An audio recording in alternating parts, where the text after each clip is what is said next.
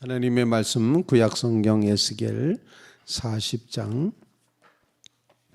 1절로 27절 말씀까지를 교독해서 읽겠습니다.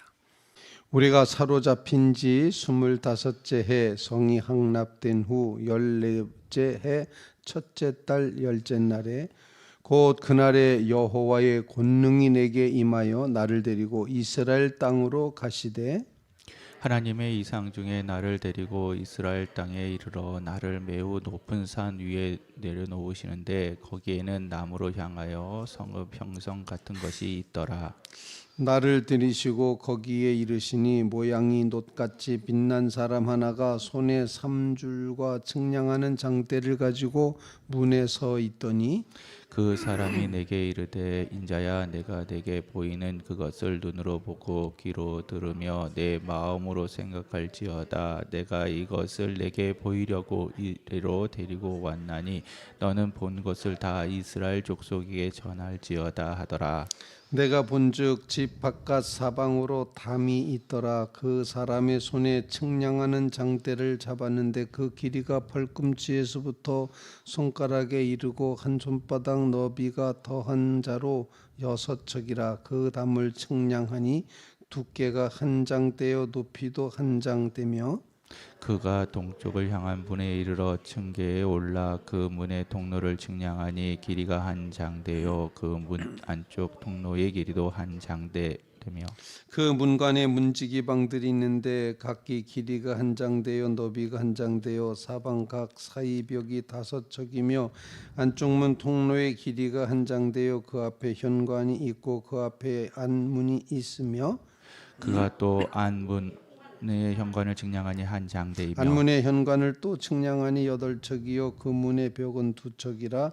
그 문의 현관이 안으로 향하였으며 그 동문 안간의 문지방방은 왼쪽에 셋이 있고 오른쪽에 셋이 있는데 그 셋이 각각 같은 크기요 그 좌우편 벽도 다 같은 크기며 또 그 문 통로를 측량하니 너비가 10척이요 길이가 13척이며 방 앞에 칸막이 벽이 있는데 그 안쪽 칸막이도 벽도 한 척이요 저쪽 칸막이 벽도 한 척이며 그 방은 이쪽도 6척이요 저쪽도 6척이며 그가 그 문관을 측량하니 이 방 지붕가에서 저 방 지붕가까지 너비가 25척인데 방문은 서로 반대되었으며 그가 또 한 현관을 측량하니 너비가 20척이요 현관 사방에 뜰이 있으며 바깥문 통로에서부터 문 안 현관 앞까지 50척이며 문지위 방에는 각각 닫힌 창이 있고 문 좌편에 있는 벽 사이에도 창이 있고 그 현관도 그러하고 그 창도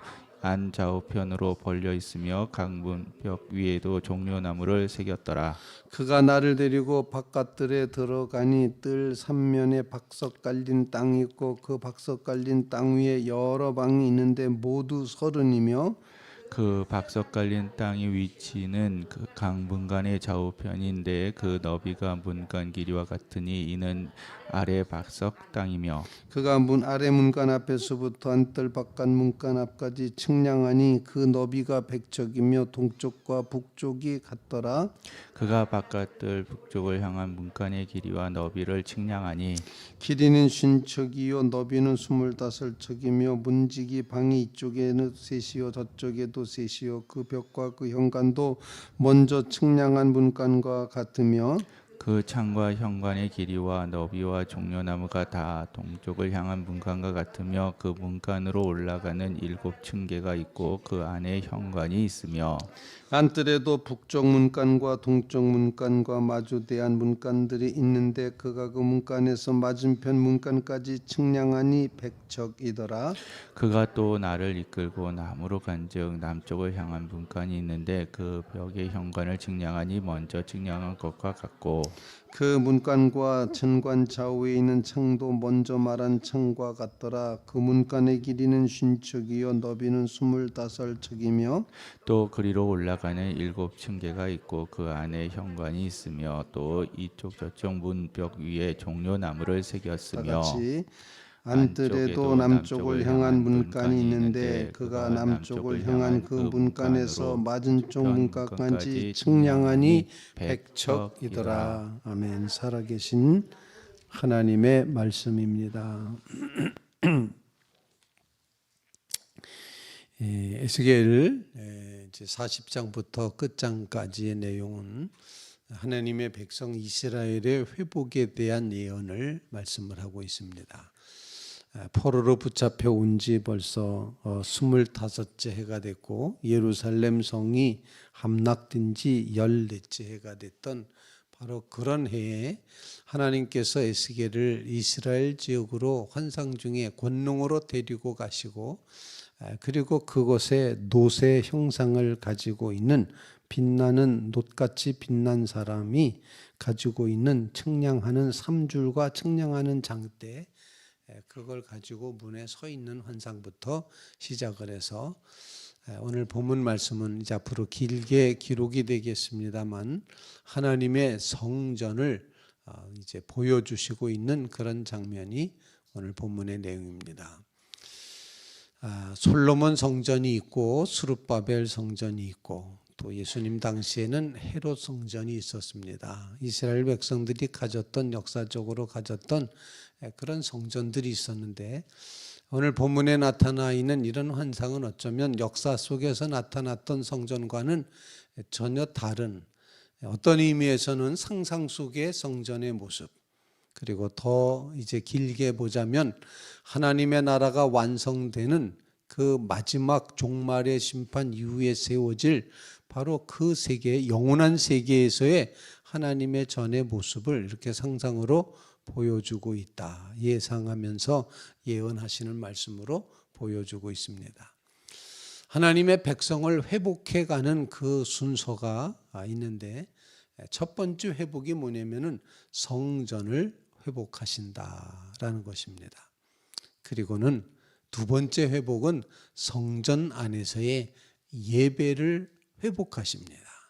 그리고 세 번째 가서는 예배드리는 백성을 회복시키시는, 차례차례 건물에서부터 예배의 형식에서부터 예배드리는 자까지 하나님께서 하나씩 하나씩 회복해 가신다는 이야기가 이제 40장 말씀부터 48장까지 계속 이어진다는 사실을 염두에 두시고 오늘 말씀을 함께 읽을 수 있기를 바랍니다. 우선 첫 번째로 우리에게 기도할 제목을 주시는데 에스겔에게 그런 사명을 주셨던 것처럼 하나님은 여전히 이 시대의 성도들에게 같은 사명을 주신다 생각합니다. 본문 말씀에 보면은 보고 듣고 생각하고 전하라 이렇게 말씀을 하고 있습니다. 오늘 본문 말씀 4절 말씀을 한번 다 같이 한번 읽어보겠습니다. 4절입니다. 시작. 그 사람이 내게 이르되 인자야 내가 네게 보이는 그것을 눈으로 보고 귀로 들으며 내 마음으로 생각할지어다. 내가 이것을 네게 보이려고 이리로 데려왔나니 너는 본 것을 다 이스라엘 족속에게 전할지어다 하더라. 보고 들으며 생각하며 전하라. 이렇게 이제 표현이 동사가 계속 나오고 있습니다. 에스겔을 부르신 하나님의 모습은 이처럼 목적이 있으셔서 뜻이 있으셔서 에스겔을 불러 사용하시는데 이 시대의 성도들도 마찬가지로 똑같이 하나님께서 시키실 일이 있으셔서 우리를 부르시고 우리를 하나님의 자녀 삼으셨습니다. 그러므로 우리는 하나님의 말씀을 듣는 일에 이제 소중히 여겨야 되고 또 하나님의 말씀을 봐야지 됩니다. 그리고 하나님의 말씀을 묵상해야지 됩니다. 그리고 하나님의 말씀을 전하는 자리에까지 서게 해 주옵소서.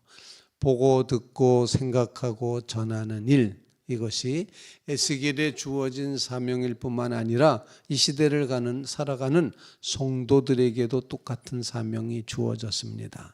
그러면 하나님 앞에 기도할 때 하나님의 말씀과 하나님의 뜻을 보게 하시고 듣게 하시고 생각하게 하시고 전하게 해 주시옵소서. 이런 간구를 주님 앞에 올려드리며 주님의 사명자로 서는 주의 성도들이 다 되시기를 주님의 이름으로 부탁을 드립니다. 믿는 성도들에게는 이처럼 보고 듣고 생각하고 전해야 될 사명을 주셨다. 꼭 기억하시길 바랍니다. 보고 듣고 그리고 생각하고 그리고는 전해야 된다. 하나님의 말씀을 이제 우리가 듣고 그 말씀을 즐거워하고 기뻐하고 그리고 그 말씀을 주야로 묵상하면서 그 말씀대로 살아갈 때 과연 하나님의 말씀이 저기 있구나, 하나님의 말씀이 이렇게 실천되고 있구나, 하나님의 말씀이 나타나고 있구나, 세상은 깨닫게 될 것입니다. 믿는 성도에게 주신 보고 듣고 생각하고 전하는 사명 잘 감당케 하여 주시옵소서. 말씀을 보고 말씀을 듣고 말씀을 묵상하고 말씀을 전하는 그런 믿음의 성도들 꼭 되시기를 주님의 이름으로 부탁을 드립니다. 두 번째로 오늘 본문 말씀을 통해서 이제 은혜를 받게 되는 것은 에스겔은 굉장히 피동적인 입장에 서게 된다 하는 것입니다. 하나님의 권능이 에스겔에게 임하여서 에스겔을 데리고 가십니다. 에스겔에게 들려주시고 보여주시고 생각하게 하십니다. 오늘 본문 말씀에 보면은 이렇게 표현합니다. 1절에 곧 그날에 여호와의 권능이 내게 임하여 나를 데리고 이스라엘 땅으로 가시되, 하나님이 나를 데리고 가신다 이렇게 표현을 합니다. 하나님의 이상 중에 나를 데리고 이스라엘 땅에 이르러 나를 매우 높은 산 위에 내려놓으시는데 이렇게 표현을 합니다.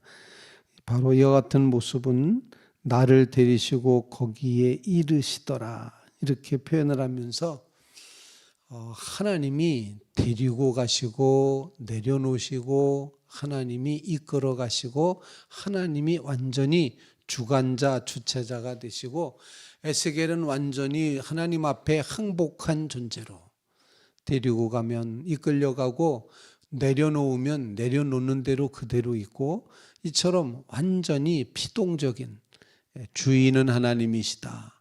에스겔은 다만 하나님께서 취급하시는 선지자일 뿐이다. 이 사실을 아주 강력하게 우리에게 보여주고 있습니다. 어쩌면 우리의 삶에 믿는 성도들의 삶의 자세를 우리에게 가르쳐 주신 것인데 철저하게 하나님께만 항복하며 하나님 앞에만 굴복하며 살게 하옵소서. 하나님의 권능이 우리를 데리고 가시고 하나님의 권능이 우리를 데려다 놓으시고 하나님의 권능이 우리를 이끌어 주시고 하나님의 권능으로 우리를 이제 만들어 가시는 이 놀라운 역사, 완전히 하나님의 뜻에만 완전히 이제 고백하고 굴복하는 하나님 앞에 항복하는 이 믿음이 우리에게 있어야 된다 생각을 합니다. 정말 하나님 앞에 철저히 이렇게 이제 항복하는 믿음을 허락해 주시옵소서.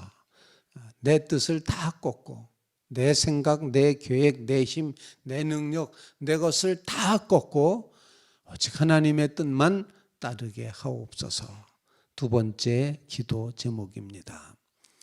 세 번째로 우리가 기도해야 될 제목을 이제 성전의 모습을 쭉 표현을 하는데 이제 동쪽을 향한 문, 거기 마당에 깔려 있는 박석, 이 문의 높이를 이제 표현할 때 7층계를 이제 높이 7개의 층계가 이렇게 쌓여져 있다는 사실, 그리고 그 문 위의 벽에는 종려나무 가지가 이렇게 새겨져 있다.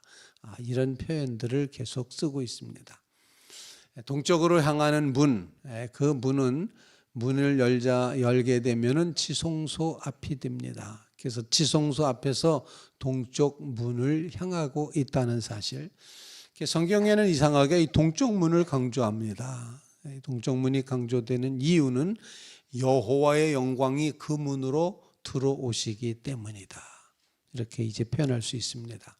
마침 우리가 앉아 있는 이 예배당의 문이 동쪽으로 향하고 있습니다.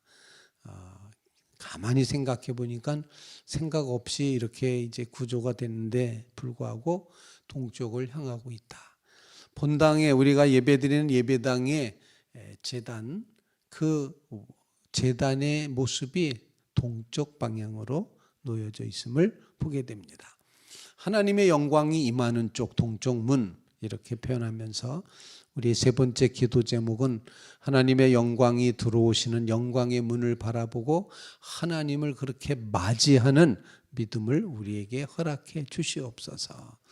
뭐 이렇게 측량하고 뭐 몇 칸이었다고 말하고 몇 척이었다고 말하고 하는 이야기들은 굉장히 이렇게 그 어려운 그런 이제 우리가 머릿속이 혼동되는 정도로다가 어려운 문제지만 근본적인 원인은 동쪽을 향한 문이 그와 같이 아름다웠다. 그 문 밖에는 문지기들이 거하는 방이 30개가 있었다. 이런 식으로 쭉 표현하면서 하나님이 오시는 그 영광의 문을 귀히 여기는 마음, 바로 이것이 이 성전 환상 속에서 보여주시는 하나님의 뜻이라 생각합니다. 하나님의 영광이 우리의 삶 속에 찾아 들어오게 하옵소서. 믿는 성도들마다 동쪽 문이 열리게 해 주시옵소서. 간절히 간구하며 하나님의 영광을 맞이해가는 믿음의 성도들이 다 되시기를 주님의 이름으로 부탁을 드립니다. 오늘부터 계속되는 이 성전의 모습, 그리고 예배의 모습, 하나님의 백성의 회복의 모습, 하나님께서 그 백성을, 포로된 백성을 다시 살리실, 예루살렘 성이 함락되어 절망하는 백성을 다시 회복하시는 그런 모습이 본문에 쭉 앞으로 기록이 되겠습니다. 오늘 말씀을 통해서 하나님 허락하신 사명 보고 듣고 생각하고 전하는 사명 감당하게 하옵소서. 하나님께 완전히 항복하여 데려다 놓으시면 데려다 놓은 그 장소에 있게 하옵소서. 하나님께 항복하게 하옵소서 간절히 기도하시고, 또한 오늘 말씀을 통해서 하나님의 영광이 들어오시는 동쪽을 귀히 여기는 마음, 즉 하나님의 영광이 우리 가운데 임재하심을 깊이 묵상하며 기도하는 그런 귀한 새벽 성도들 되시기를 주님의 이름으로 부탁을 드립니다.